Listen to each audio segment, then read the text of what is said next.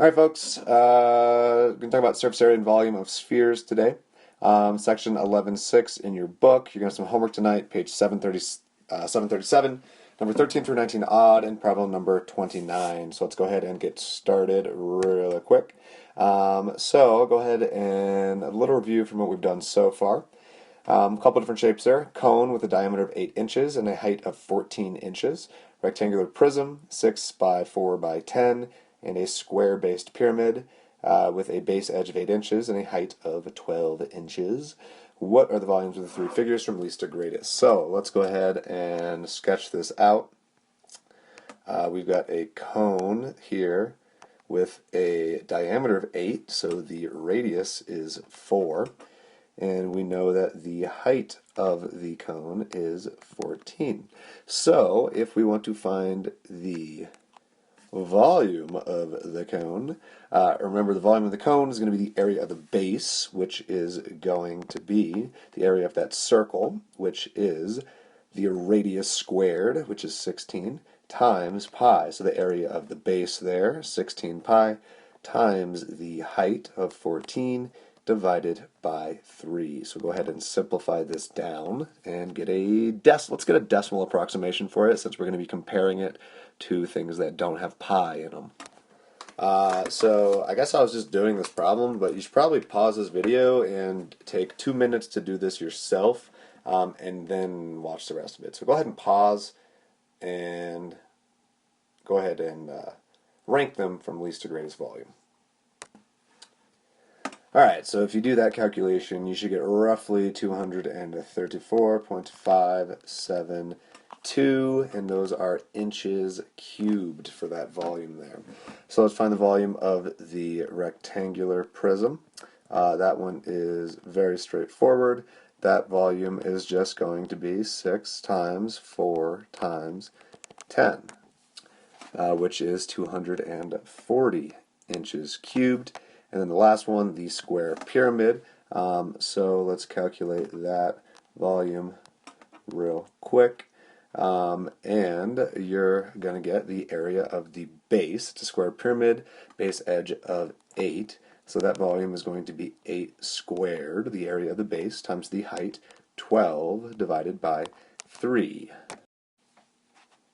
And so that volume is 256 inches cubed. And so they're actually in order from least to greatest, going from the cone to the rectangular prism to the square-based pyramid. Sweet. Alright, well let's move on to surface area and volume. Objectives of the lesson: understand how to find the surface area and the volume of a sphere. So, real quick, talk about what a sphere is. First off, the definition is it's a collection of points that are all equidistant from some center. So it's like a circle, that it has a radius coming out from the center, going to the shape. It also has a diameter, d. It has a great circle, which is this cross-section right there that has the largest radius. Goes through the diameter there. That is a great circle. And then we have a hemisphere, which of course is just 1/2 of the sphere, kind of like the sphere equivalent of a semicircle. It is a hemisphere. Alright, so to think about the formula for the surface area of a sphere, you can think about a baseball. Now this is not an exact one-to-one perfect proof of where the formula comes from, but rather it is one way you can fairly easily remember the equation. So what would be the area of one of these circles if that was the radius r? Well, it would be pi r squared. And how many circles are there? Well, there are 1, 2, 3, 4 circles. So the surface area of a sphere is 4 pi r squared. And that will always work. So let's use that here. The Earth's equator is roughly 24,902 miles long. What is the approximate surface area of the Earth rounded to the nearest thousandth square miles? So go ahead and take just 90 seconds and find the surface area of the sphere, which is the Earth, and then comment to your neighbor, how accurate do you think this is and why? Alright, so here's the deal. They tell us the Earth's equator is a length of 24,902 miles. 24,902 miles. And what is that in terms of this? Well, that is the circumference of the great circle of this sphere. So from that, we need to use the formula for the circumference, which is 2 times pi times the radius of the shape. That equation will allow us to find the radius of the Earth. So the radius is going to equal 24,902 divided by 2 pi. So let's crunch that number real quick and figure out a decently accurate approximation for the value of the radius of the Earth. Now when you're typing that into your calculator, make sure you put the denominator of 2 pi in its own set of parentheses, otherwise you will end up with the wrong answer. You should get 3,963.276. And what are our units? Our units are miles for the radius of the Earth right there. And we want to know what is the approximate surface area. So we need to take that value, 3,963.276, and we need to square it, and we need to multiply it by 4, and we need to multiply it by pi. 4 pi r squared. So crunch this number and we should have an approximation for the surface area of the Earth. And that value is a very large number, 1,973,87017.5. So let's see, boom, boom, 197,387,017.5 miles squared is our approximation for the surface area of the Earth, which is probably pretty fairly accurate, except for you gotta think about mountains and valleys and stuff like that that are going to increase the total amount of surface area.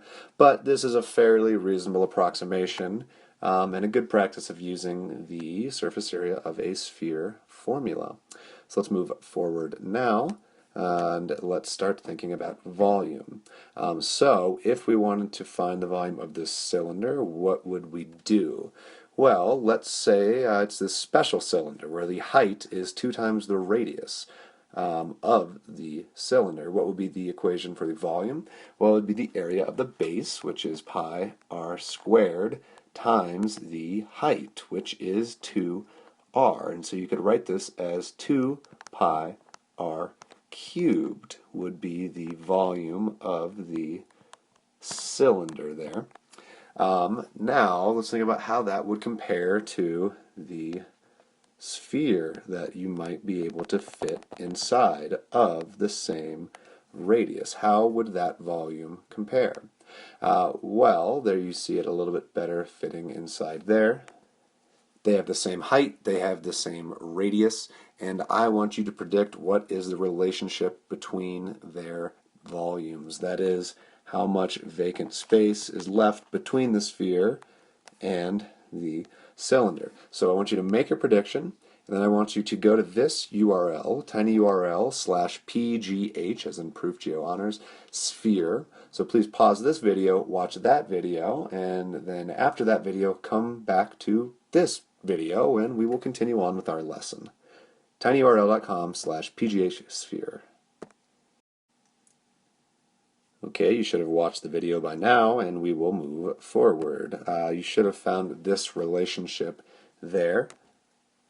So you should have found that the sphere displaced 2/3 of the water. So that blue water shown in there right now, that is what would fill up the sphere. So from that, we can conclude that the volume of the sphere is 2/3 of the volume of the cylinder. And remember our equation we found earlier, the volume of the cylinder was 2 pi r cubed, and we're saying that the sphere is 2/3 of that. So let's multiply that in. 2 times 2 is 4, so we get 4/3 pi r cubed as the volume of the sphere. 4/3 pi r cubed. And that is what we are going to use. 4/3 pi r, wow, that should really say cubed up there. My bad. 4/3 pi r cubed. And so, a manufacturer of snow globes needs to calculate how much distilled water will be needed to fill each snow globe. Find the volume of the snow globe with a radius of 4 centimeters. So, go ahead and do this problem real quick. Pause, and then I'll show you the solution in a moment. So, pause. Alright, let's plug it in. Volume equals 4/3 pi r cubed. So 4/3 times pi times our radius, which is 4, cubed. So 4 times 4 cubed, we're actually dealing with 4 to the 4th over 3 times pi as this volume. So let's crunch that real quick. And you should get 256 thirds pi, or as a decimal approximation, 268.083 centimeters cubed for the volume of distilled water in that snow globe. Alright, here's another one for you. A sphere has a diameter of 60 inches. What is its volume to the nearest cubic inch? And then I want to say, suppose that radius is halved. How's that going to affect the volume of the sphere? So let's take 2 minutes to answer these two questions, answer them at your group, and then pause the video. Alright, if we know the diameter is 60 inches, then that means the radius is 30 inches. And so the volume is going to be 4/3 pi times 30 cubed. So we can crunch that number real quick.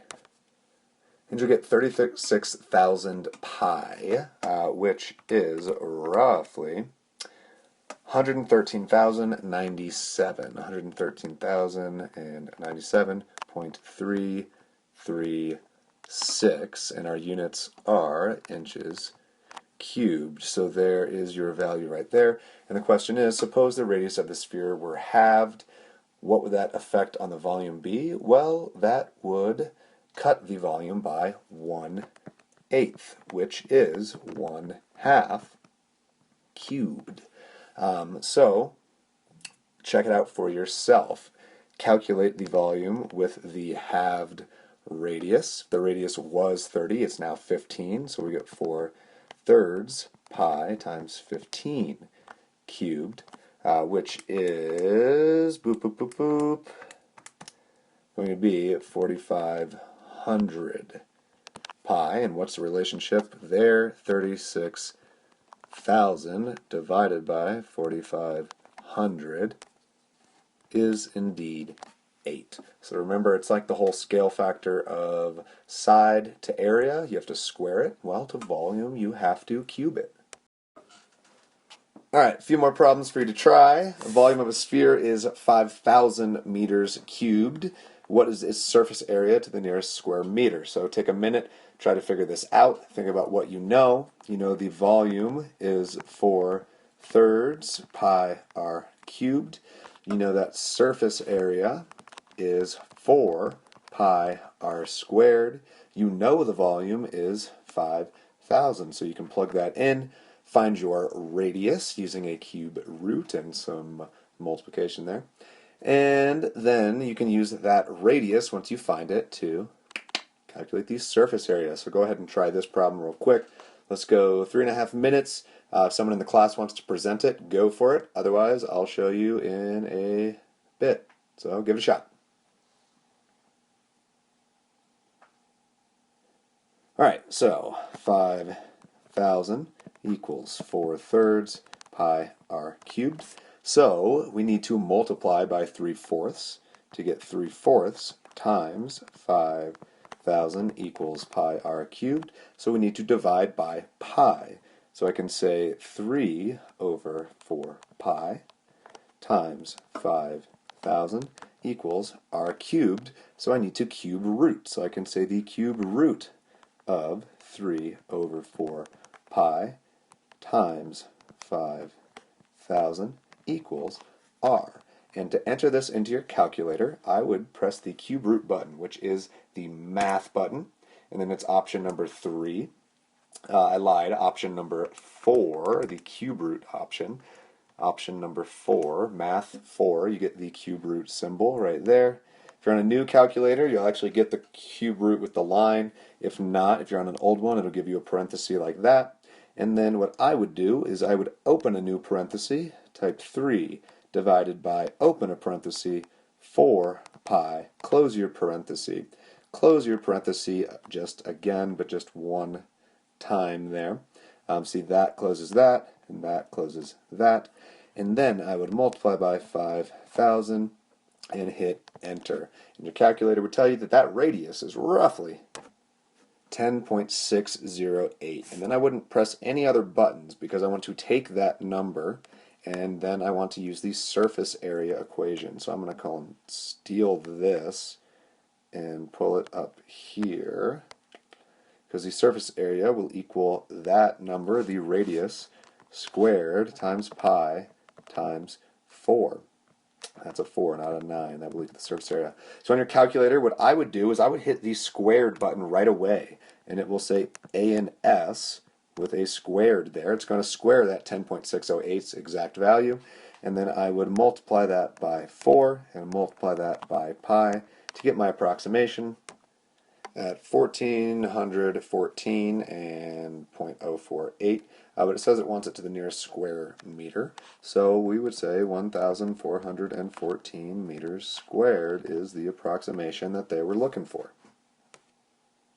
So let's go ahead and do another one real quick. An ice cream vendor presses a perfect sphere of ice cream into a cone. If the ice cream melts into the cone, will the cone overflow? And now we have to assume that the volume of the melted ice cream is the same as the volume of the frozen ice cream, which probably wouldn't be in reality, but let's just go with it. Basically what they're saying is, here we have a cone. We know the height of the cone is 12. We know that the radius of the cone is 4, and we need to compare that volume to the volume of the sphere, which has also a radius of 4. But what is the height of the sphere? Well, I don't know why I'm even saying that. It doesn't matter. The radius is 4. That's all we need. So let's find that area, which is going to be 4/3 times the radius cubed, times 4 cubed, times pi, and we're going to compare that to the volume of the cone, which is going to be the area of the base, which is 4 squared times pi r squared, times the height of 12 divided by 3. And so I'm going to see if I can do this without using a calculator. Well, first off, they both have pi's, so we can divide by pi on both equations, and we can see that that won't affect anything. And then they both have, let's rewrite that 12 as 4 times 3, because then I have 4 squared times 4 is 4 cubed. Well, look, they both have a 4 cubed that we can get rid of right there. And then what are we left with? Well, on the right here, we're left with 3/3, which is 1. And on the left here, we're left with 4/3, which is 1.3 repeating. And so, in fact, this tells us that the sphere's volume is indeed greater than the cone's volume, and so, yes, the cone would overflow. Now maybe that unnerves you and you'd rather just crunch the numbers and go that route. So if you do so, then we'll have 4/3 times 4 cubed times pi, which is 268.083, and our units are centimeters cubed, compared to 4 squared times pi times 12 divided by 3. And you would get 201.062.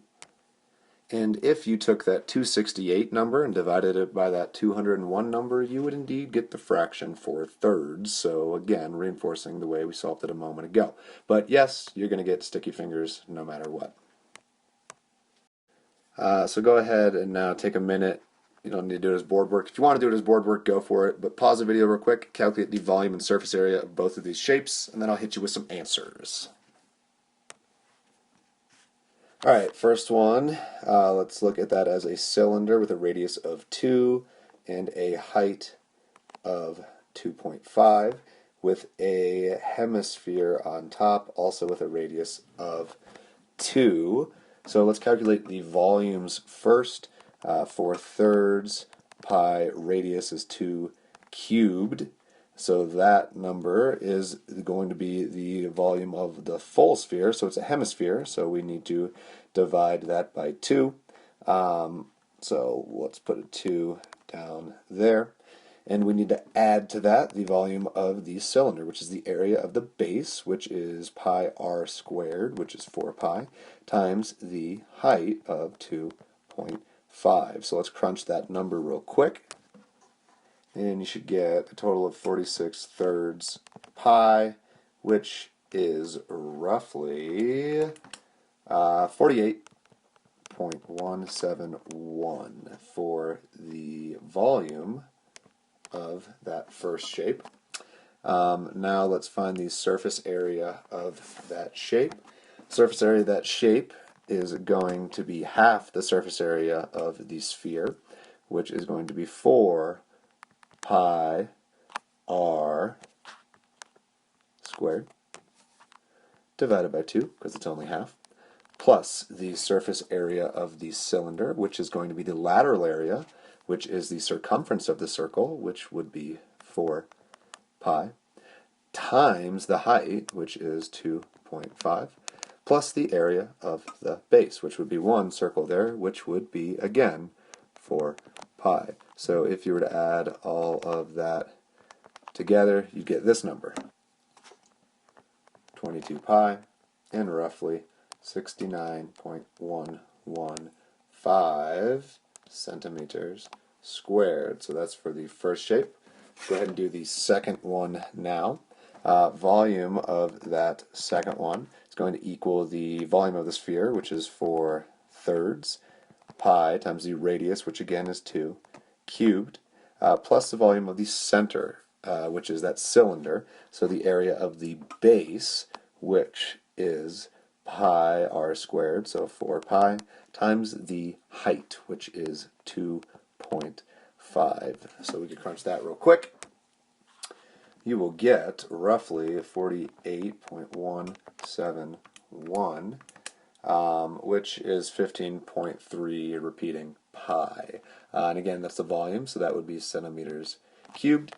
And then we do the surface area, which would just be the surface area of the sphere and the lateral area of the cylinder. So the surface area is going to be 4 times pi r squared, which is r squared is 4, plus that lateral area, which is the circumference, which is 4 pi, times the height, which is 2.5. So again, crunch that, and you'll get 81.681 centimeters squared, which is actually 26 pi. So there you go. There are your answers, surface area and volume of a sphere. And now I have one last problem here that I want you to figure out by yourself. A little closure problem. At the right, the sphere fits snugly inside the cylinder. Archimedes, who is a famous mathematician, requested that this figure be put on his gravestone along with the ratio of their volumes, which he described as his greatest discovery. So the question is, what is the ratio of the two volumes here of the sphere that fits perfectly inside that cylinder? So call that the radius, and compare then those two volumes, and we'll talk about this on block day. As you finish this, please start your homework, which again, let's go all the way back. Your homework are these problems right here. I will make a few printouts of these problems around the classroom so you can get started now. Going to check this on block day as well as the worksheet you did yesterday. So there you have it, and I will see you shortly.